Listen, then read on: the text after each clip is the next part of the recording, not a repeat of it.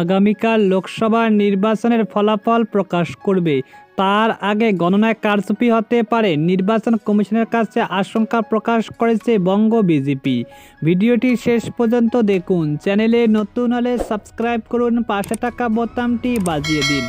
লোকসভা নির্বাচনে গণনা এবং ভোট পরবর্তী হিংসা নিয়ে নির্বাচন কমিশনের কাছে উদ্বেগ প্রকাশ করল বঙ্গ বিজেপি। বিজেপির পক্ষ থেকে নির্বাচন কমিশনের কাছে আর্জি জানানো হয়েছে আগামী 4 সপ্তাহে যাতে রাজ্যে কেন্দ্রীয় বাহিনী মোতায়েন থাকে। গণনায় ক্যাজুয়াল কর্মী নিয়োগ নিয়ে প্রশ্ন তুলেছে ইতিমধ্যে বিজেপির তরফ থেকে। গেরুয়া শিবিরের পক্ষ থেকে অভিযোগ জানানো হয়েছে রিটার্নিং অফিসাররা মানছেন না যে ক্যাজুয়াল স্টাফদের নিয়ে কাউন্টিং করা যাবে না। প্রায় সব লোকসভা কেন্দ্রে এই ধরনের উদাহরণ রয়েছে। এই চিটিং না করলে শাসক দল জিতবে না। যাদের বিরুদ্ধে পঞ্চায়েত ভোটে অভিযোগ আছে তাদেরকে গণনা কেন্দ্রে ব্যবহার করা হয়েছে। আইপ্যাকের দ্বারা এই কাজ করা হয়েছে। কোনো পুলিশ কর্মী কীভাবে কাজ করবে তার সব তথ্য আসছে আমাদের কাছে।